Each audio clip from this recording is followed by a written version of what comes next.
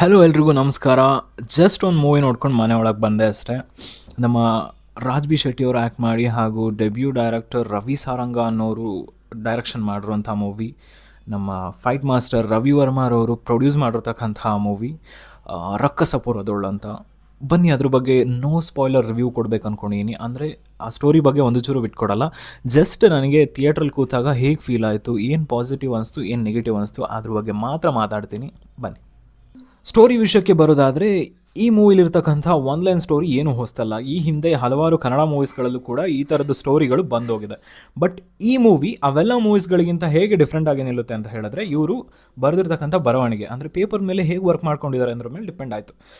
ಈ ಮೂವಿ ಆ ವಿಷಯದಲ್ಲಿ ಗೆದ್ದಿದೆ ಅಂತಲೇ ಹೇಳ್ಬೋದು. ಎಲ್ಲಿ ಟ್ವಿಸ್ಟ್ ಆ್ಯಂಡ್ ಟರ್ನ್ಸ್ಗಳನ್ನು ಇಟ್ಟರೆ ಜನಗಳು ಎಂಗೇಜಿಂಗ್ ಆಗಿ ಕೂರ್ತಾರೆ, ಎಲ್ಲಿ ಟ್ವಿಸ್ಟ್ ಆ್ಯಂಡ್ ಟರ್ನ್ಸ್ಗಳನ್ನು ತಂದರೆ ಬೋರ್ ಆಗಲ್ಲ ಅನ್ನೋದು ಈ ಡೈರೆಕ್ಟರ್ಗೆ ತುಂಬ ಚೆನ್ನಾಗಿ ಗೊತ್ತಿತ್ತು ಅನಿಸುತ್ತೆ. ಡೆಬ್ಯೂ ಡೈರೆಕ್ಟರ್ ಆದರೂ ಕೂಡ ಆ ವಿಷಯದಲ್ಲಿ ತುಂಬ ಚೆನ್ನಾಗಿ ವರ್ಕ್ ಮಾಡಿದ್ದಾರೆ. ಟ್ವಿಸ್ಟ್ ಆ್ಯಂಡ್ ಟರ್ನ್ಸ್ಗಳನ್ನು ಬೇಕಾದ ಕಡೆಯಲ್ಲೇ ಇಟ್ಕೊಳ್ತಾ ಹೋಗಿದ್ದಾರೆ.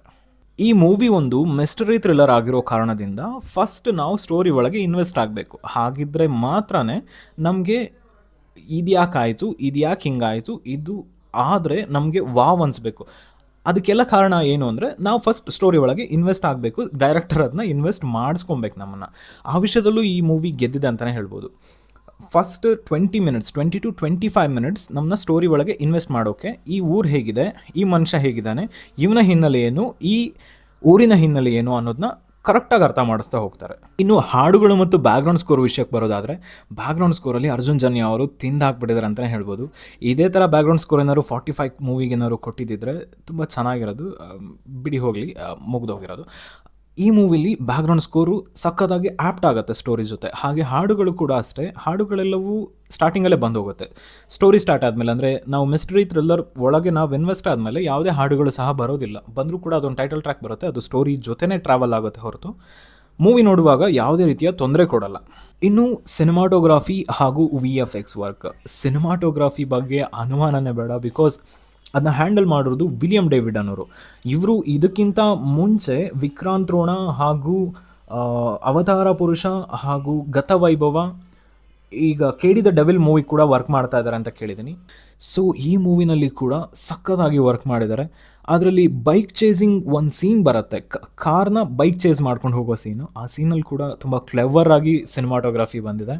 Over all dark cinematic mood ಅನ್ನೋದು ನೋಡೋರ್ನ ಮೂವಿ ಒಳಗೆ ಇನ್ವೆಸ್ಟ್ ಮಾಡಿಸುತ್ತೆ. ಹಾಗೂ ಇದರ VFX ವರ್ಕ್ ಕಡೆ ಬರೋದಾದರೆ, ಇವರ ಬಜೆಟ್ ತುಂಬ ಕಮ್ಮಿನೇ ಅನ್ಕೊತೀನಿ. 10 crore ಒಳಗೆ ಇರುತ್ತೆ. 10 crore ಒಳಗೆ ಇರುವಂಥ ಮೂವಿಗಳಲ್ಲಿ ಎಷ್ಟು ಚೆನ್ನಾಗಿ VFX ಮಾಡ್ಬೋದು, ಅದಕ್ಕಿಂತ ಜಾಸ್ತಿನೇ ಚೆನ್ನಾಗಿ ಮಾಡಿಕೊಟ್ಟಿದ್ದಾರೆ ಅಂತ ಹೇಳ್ತೀನಿ. ಬಟ್ ನನಗೆ ಕೆಲವೊಂದು ಕಡೆ ಅನಿಸಿದ್ದು, VFX ಅಂತ ಹೇಳಿಬಿಟ್ಟು AI ಕೂಡ ಯೂಸ್ ಮಾಡಿದ್ದಾರೆ ಅಂತ ಕೆಲವೊಂದು ಸೀನ್ನಲ್ಲಿ ಅನ್ನಿಸ್ತು ಕೂಡ. ಇನ್ನು ನೆಗೆಟಿವ್ ಕಡೆ ಹೋಗೋದಾದರೆ, ನನಗೆ ಈ ಮೂವಿನಲ್ಲಿ ಅಂಥದ್ದು ಏನು ನೆಗೆಟಿವ್ ಅನ್ನಿಸ್ಲಿಲ್ಲ. ಆ್ಯಕ್ಚುಲಾಗಿ ಮೂವಿ ನೋಡೋದೇ ಎಂಟರ್ಟೈನ್ಮೆಂಟ್ ಪರ್ಪಸ್ಗೆ. ಮೂವಿ ಥಿಯೇಟ್ರ್ ಒಳಗಡೆ ಹೋದಾಗ ನಾವು ಅದನ್ನು ನೋಡುವಾಗ ನಾವು ಇನ್ವೆಸ್ಟ್ ಆಗಿ ನೋಡ್ತಾ ಇದ್ದೀವಾ, ನಮಗೆ 100% ಎಂಟರ್ಟೈನ್ಮೆಂಟ್ ಸಿಗ್ತಾ ಇದೆಯಾ, ಇಷ್ಟೇ ಮ್ಯಾಟ್ರ್ ಆಗೋದು. ಆ ವಿಷಯದಲ್ಲಿ ಈ ಮೂವಿ 100% ಕೊಟ್ಟಿದೆ ಅಂತಲೇ ಹೇಳ್ತೀನಿ. ಚಿಕ್ಕದಾಗಿ ಏನೋ ಒಂದು ಹೇಳೋದಾದರೆ, ರಾಜ್ ಬಿ ಶೆಟ್ಟಿಯವರು ಇಂಥ ಪಾತ್ರದಲ್ಲಿ ನೋಡಿದ್ದು ಇದೇ ಫಸ್ಟ್ ಟೈಮ್. ನನಗೆ ಸ್ಟಾರ್ಟಿಂಗ್ ಸ್ವಲ್ಪ ಅವರ ವಾಯ್ಸ್ ಮಾಡ್ಯುಲೇಷನ್ ಕೇಳುವಾಗ ಅಷ್ಟೊಂದು ಹಿಡಿಸ್ಲಿಲ್ಲ, ಇಷ್ಟ ಆಗಲಿಲ್ಲ. ಬಟ್ ಹೋಗ್ತಾ ಹೋಗ್ತಾ ಮೂವಿ ಕಂಟಿನ್ಯೂ ಆಗ್ತಾ ಹೋಗ್ತಾ ನಮಗದು ಇಷ್ಟ ಆಗೋಕ್ಕೂ ಸ್ಟಾರ್ಟ್ ಆಗುತ್ತೆ. ನಮಗದು ಮ್ಯಾಟ್ರ್ ಕೂಡ ಅನಿಸಲ್ಲ. ಓವರಲ್ ಆಗಿ ಹೇಳೋದಾದರೆ, ಇದೊಂದು must watch movie, theatrically experience ಮಾಡಬೇಕಾದಂತಹ ಮೂವಿ. ಇದೇ ಮೂವಿ ಏನಾದರೂ ಮಲಯಾಳಮಲ್ಲಿ ಬಂದಿದ್ದರೆ ಜನ ಮುಗ್ಗರ್ಸ್ಕೊಂಡು ಹೋಗಿ ನೋಡ್ತಾ ಇದ್ರು ಅನಿಸುತ್ತೆ. ನಾವೇ ಕನ್ನಡಿಗರಾಗ್ಬಿಟ್ಟೆ ನಾವೇ ಸ್ಟೋರಿ ಸ್ಟೇಟಸಲ್ಲಿ ಹಾಕೊತಿದ್ವಿ, ಎಕ್ಸಲೆಂಟ್ ಸ್ಟೋರಿ, ಎಕ್ಸಲೆಂಟ್ ಡೈರೆಕ್ಷನ್ ಅಂದ್ಬಿಟ್ಟು. ಇಂಥದ್ದೇ ಒಂದು ಮೂವಿ ಕನ್ನಡದಲ್ಲಿ ಕೂಡ ಬಂದಿದೆ, ಹೋಗಿ ನೋಡಿ. ಅದು ಯಾಕೋ ಗೊತ್ತಿಲ್ಲ, ಮೂವಿ ಟೀಮ್ನವ್ರು ಕೂಡ ಅಷ್ಟೊಂದು ಪ್ರಮೋಷನ್ ಮಾಡ್ತಾ ಇಲ್ಲ, ಜನಗಳು ಕೂಡ ಥಿಯೇಟ್ರಿಗೆ ಅಷ್ಟೊಂದು ಬರ್ತಾ ಇಲ್ಲ ಈ ಮೂವಿಗೆ.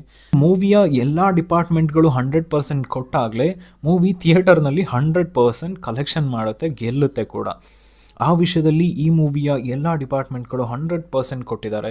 ಮೂವಿ ತುಂಬ ಚೆನ್ನಾಗಿದೆ, ಥಿಯೇಟರ್ಗೆ ಬಂದು ನೋಡಿ. ನಾನಿವತ್ತು ಹೋಗಿದ್ದು ಗಾಂಧಿನಗರದ ತ್ರಿವೇಣಿ ಥಿಯೇಟರ್ಗೆ. ಜನಗಳೇ ಇರಲಿಲ್ಲ ಆ್ಯಕ್ಚುಲಾಗಿ. ಮೂವಿ OTTಗೆ ಬಂದಮೇಲೆ ಥಿಯೇಟ್ರಲ್ಲೇ ನೋಡಬೇಕಿತ್ತು ಅಂತ ಒಂದು ಅಂದ್ಕೊಂಬೇಡಿ, ಅದಕ್ಕೋಸ್ಕರ ಇವಾಗಲೇ ಹೋಗಿ ಥಿಯೇಟ್ರಲ್ಲಿ ನೋಡಿ. ಸೊ ಇಷ್ಟ ಆಗಿತ್ತು ನನ್ನ ರಿವ್ಯೂ. ನೆಕ್ಸ್ಟ್ ವಿಡಿಯೋದಲ್ಲಿ ಮೂವಿ ರಿವ್ಯೂ ಆರ್ ಮೂವಿ ಬಗ್ಗೆ ಇರುವಂಥ ಟಾಪಿಕ್ ಬಗ್ಗೆ ವಿಡಿಯೋ ಮಾಡಿ ಹಾಕ್ತೀನಿ. ದಯವಿಟ್ಟು ಚಾನಲ್ಗೆ ಸಬ್ಸ್ಕ್ರೈಬ್ ಮಾಡಿಕೊಂಡು ಸಪೋರ್ಟ್ ಮಾಡಿ.